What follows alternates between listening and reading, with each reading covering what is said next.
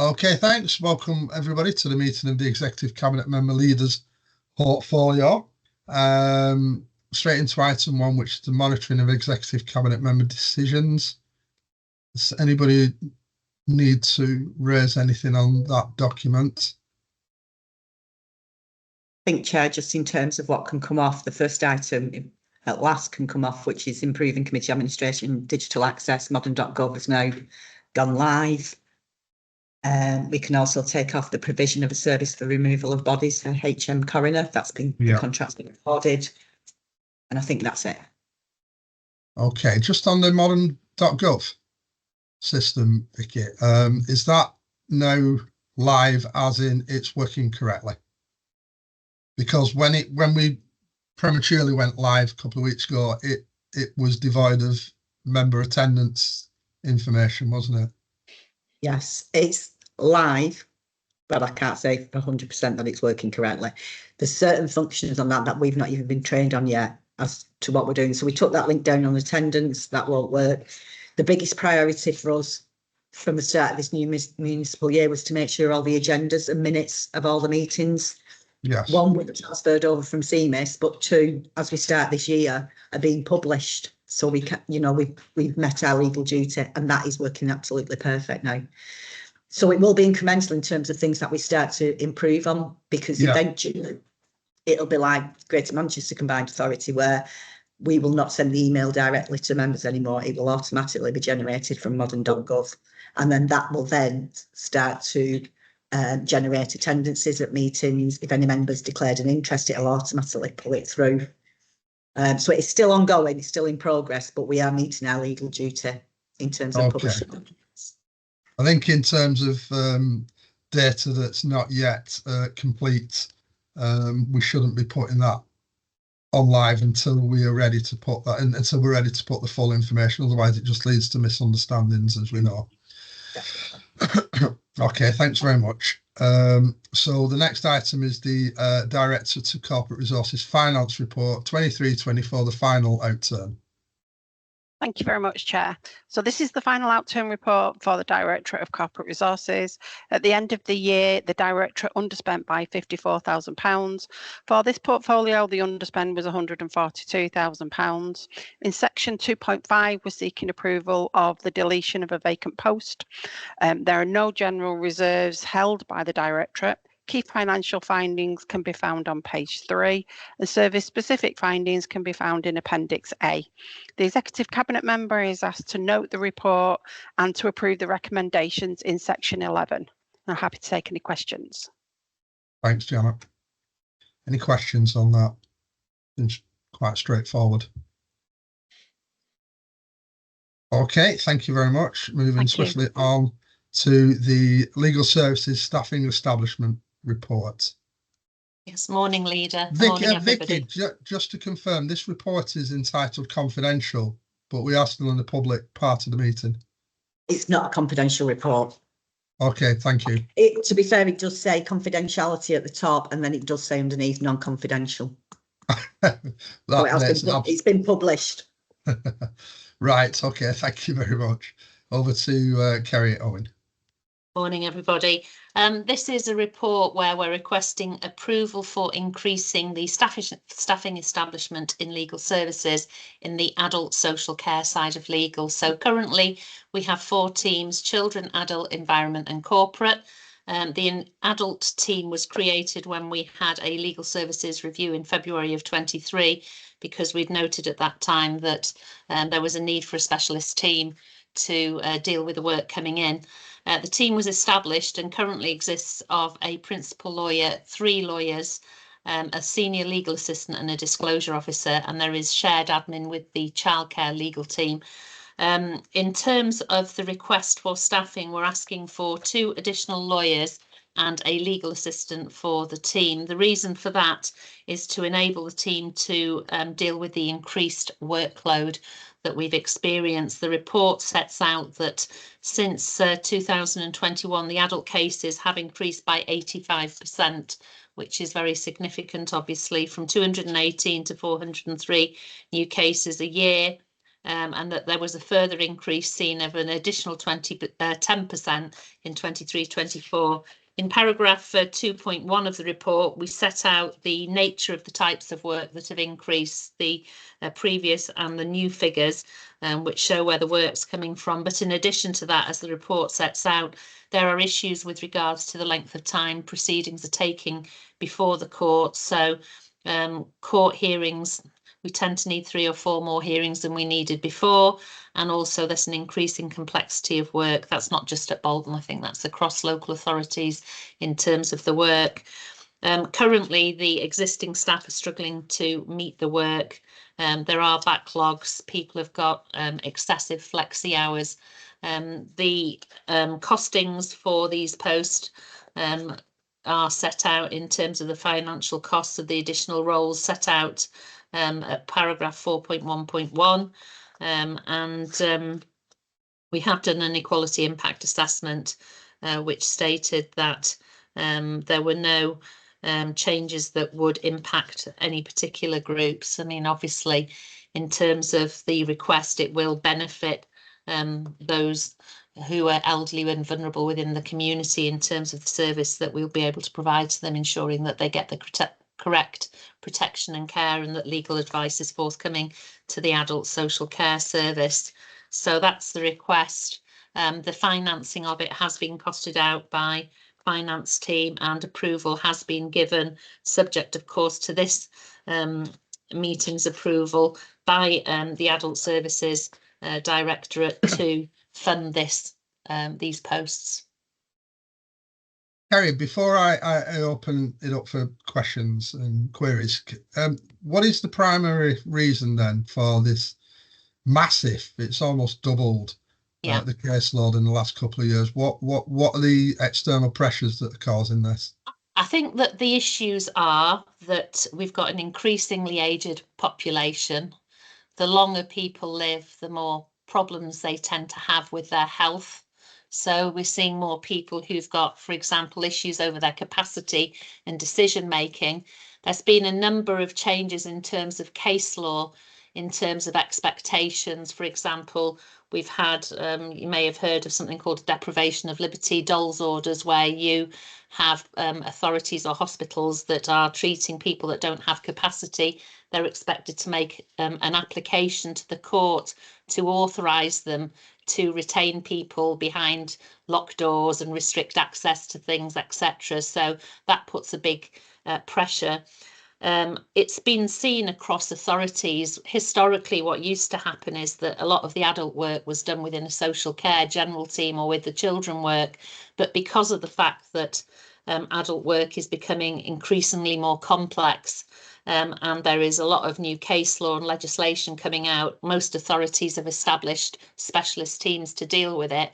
And then when you get a specialist team and you start looking at the work that you've got and the correct advice coming through, you get the service having a higher demand in terms of the work that they're doing. A lot of work as well that the team do is giving advice where we have complaints or challenges about the assessments and care that we can provide to people. Because we have a limited budget, we have to ensure that the care is going to the right people. So if you're cutting people's care packages or you're not giving people what they think that they should be having, then obviously there is a pushback on that, and expert legal advice is needed to say what the legal obligations are, and that if any challenges that come through from service users are likely to succeed or not. So I think there are a number of areas which have impacted to you know, make this increase. It's something that we've had a watching eye on over a period of time. I think when we were doing the initial review in 23, we'd noticed that there'd been an increase already and wondered about the actual figures that we were asking for at that time for adult lawyers, but we felt it was a bit premature at that point to come and ask for, you know, a newly established team at that stage with 5 lawyers would have been a big ask. So we thought, let's see whether or not the work remains as it is, and it has remained as it was, really, and increased further. So okay, thank you. Okay. Comprehensive reply, Kerry. Councillor Wilkinson. Yeah, thanks, Nick. Just a couple of questions. It's a very good report, I have to say. Answered a lot of the questions. I was very pleased to read it. Not pleased to see the growth in cases. because obviously that indicates there's a real problem, a workload out there. Could I just ask, we've seen a massive increase this particular time. Is there any anticipation about another increase? Is this a rolling ball kind of thing? I think it is, because what we're seeing increasing things happening in the community, aren't we? We're seeing, you know, we had the big issue with the hospital in Prestwich with the care that people were having. We're having issues with provider failures, or care homes, etc., struggling, and people always think, oh, care homes, they charge a lot of money, etc., but actually they struggle sometimes to be financially viable. So we've got all things like that coming, but we've got a population that increasingly need those placements, and if those placements aren't there, or there are issues over them, or they're not providing the care that they need, then obviously it ropes the local authority in to pick up, because we've got statutory duties to the vulnerable people in our area.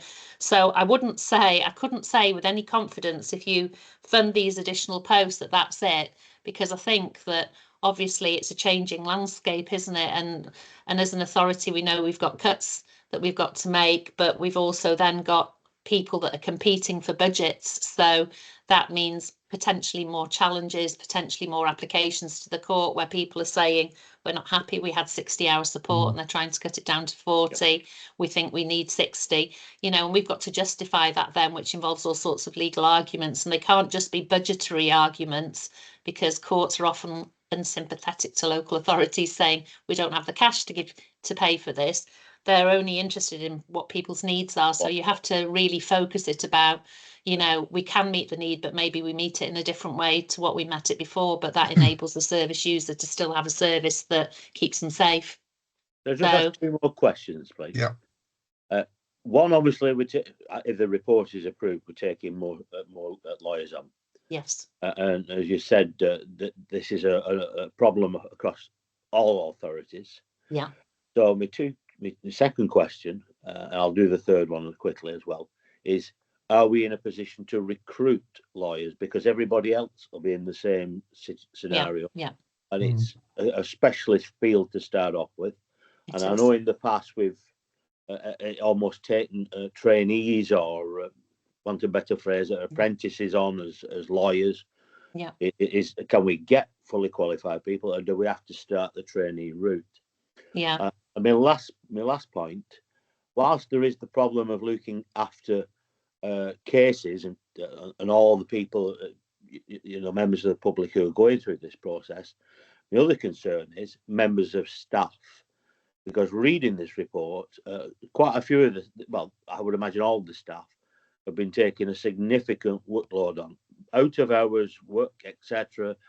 I presume they've also been working around holidays and things like that. So my last question is in relation to duty of care to those members of staff, because we'll have 3 new lawyers. They'll have to start learning the ropes, how the system works in Bolton, etc. Yeah. How do we stand for duty of care to those members of staff, particularly if they've accrued that amount of flexi time? Will they get it? Yeah. Okay. So it's a really good question about recruitment of staff. Yes, we're all fishing in a similar pond across Greater Manchester and other authorities, and there is a real difficulty in recruiting lawyers for the public sector because our salaries are not competitive, a lot of people enter the legal profession because they're interested in the cash. So, it's how we attract staffing. And we've had a lot of support from HR in terms of our adverts, in terms of how we attract people. When we've been out to advert, we've had a mixed response. So we've managed to fill some posts, but not all posts, which leaves us in a position that you do recruit some staff, but then you have to fill agency to backfill posts sometimes, because you simply can't get, while you're then having to go out again and go out again. The current picture in the team is that in legal services, we've had 2 trainee solicitors, which they start and they're with us for 2 years. And then when they qualify, we hope to retain them. One of them qualified early. We've retained her in the environment team, so we've given her a permanent post. And we've got one that's due to qualify at the beginning of October, and she absolutely loves adult work. She's enjoyed it, And not only that, she's decided to do enhanced rights advocacy training, which we've agreed to support her with because she's interested in doing the court work. And the court adult work is really expensive to fund because a lot of the work takes place in London and we have to instruct counsel down there. So you're talking about £9.50 a day. So she's interested in doing that work. So we're looking at the moment in how we finalise her last bit of her training contract so she can, when she qualifies, have had that head start really to hit the ground running and get into the adult team. So she's one option that we're looking at, and then that would be one of the posts, and then the other one would go out to advert. And what we would hope is that we would attract someone. We can't guarantee it. If we don't, we'd have to go out for agency and then go out again, I suppose. But in terms of the team and the support, they've got a really good principal lawyer who's highly experienced. And people enjoy working with her because she's really supportive as a manager, invests a lot of time in her staff and her one-to-ones. Haven't had anybody in the team go off with sickness or stress. What we do with the staffing, I think, in legal, which is one thing, which is how we manage to retain people, is strong supportive relationships within the team so that there is flexibility, you know. So if staff say, you know, I want to work, but can I work from home that day? And I go to my kids' sports day at 11 o'clock and I'll come back on at 12:30 and or 1 o'clock and I'll do, you know, I'll take it as flexi or whatever. We do flex with staff like that to try and enable them to get their flexi in time and flag it up in one-to-ones as well. Because that's what we don't want, is staff getting burnout and then going off sick or saying, you know, we haven't supported them or been mindful. So we have got an eye on the number of flexi hours staff have got. We are telling staff to book time off. You know, staff are aware. There are regular weekly team meetings, so they're getting the support and the one-to-ones. So, and they work well. We've got a couple of locums in the team that are really strong and experienced, so they're sort of passing their skills on now to our staff so that we can hopefully move them out of the system and then get people in who can confidently do the work that they've been doing. Thanks, Kerry. What my only last question is, how can we predict the current trend in caseload, so that we are effectively planning for the future within available resources and not having in 12 months or 2 years from now come back to look at further increasing capacity within the service? I suppose that's about, we've got something called ICAN, which is a case management system, and that enables us to look at the number of cases we open each week and what the nature of those matters are. So it's having a tight eye on those figures. And I think the other thing is regular team meetings with the assistant directors across the service so that they're telling us what they've got in the pipeline. So regular meetings with people like Karen Kenyon or speaking to Rachel Tanner, the DAS, you know, about what they've got coming up, what the big issues are. And also attending the special interest groups across Greater Manchester, where we know what the trends are in other authorities. So we're not just predicting what's happening in Bolton. We can see what other authorities are seeing, so that we can plan ahead really, and think about resource. I mean, the resource and budget issues isn't really down to legal, where we're supposed to, in a supportive role, we get the funding that the service feel that they can afford to give to us or that they need to give us to run the service properly from a legal perspective and get the advice and support they need. But, you know, definitely in terms of keeping an eye on things, it's about looking at the numbers, close liaison with the service, and also keeping an eye on the wider picture and the case law, and, you know, making sure staff are going on, you know, professional development training so that they're listening to what, you know, council are saying about, you know, you need to have your eye on the ball because you're going to get claims about this, or this is going to be an area for challenge for local authorities in terms of service delivery. So those are what we would be doing with regards to that. Thanks very much. You're clearly on top of the detail, Kerry, and that is very much appreciated. I think this is probably just yet another symptom of a inadequately funded social care system that's seeing nationally, that's seeing a tremendous increase in demand, and it's only going to carry on increasing until we have some kind of national strategy to properly look at how we do this. Because at the moment I feel that local government has been left just firefighting and struggling to do the best it can, and that is unsustainable long term. Now, that's the thing, So, isn't it, as well? It's yeah. feedback to central government about what's happening locally and the demands and the pressures. The other thing I would say, I don't know whether you're aware about this, but we've had a big push which has come from the service to recover outstanding care home fees. So that's cases where we've got members of the public service users who get placed in residential care, but they've actually got a pot of money that they could pay for that care themselves, and they haven't, or they sell their home behind the scenes and we don't know about it, but their care's been funded, and we've had a massive push to recover funds due to us that we've paid out, and it's been really successful, and we've had a lawyer doing that. So on that, it's been a spend to save, because they've got in hundreds of thousands of pounds of outstanding debts. So that's a positive news story, really, in terms of the fact that we've got our eye on that now, and we are being much more proactive about ensuring that the money's coming in. Thank you very much for that. So I'm happy Thank to you. approve the report. Thank you. Thanks. Just for a close, for the benefit of any members of the public who are watching this meeting back, just to reiterate, we have all of our executive member decision-making meetings in the presence of opposition sportspersons who can ask any question they want, clarify any issue. That is the system we have in Bolton, and it's a fair and open system. And then the recordings of these meetings are shared with the public so that they can see as well. I have to say I am disappointed again not to see a representative of the major opposition, the Conservative group, at this meeting. It has happened in the past, and it is something that I will pick up. So thank you everybody for attending the meeting, and enjoy the rest of your day. Thank you, everyone. Thank you. Thank you. Stop recording, Vicky. Oh, David, are you still there? David Wilkinson. Yes, I am.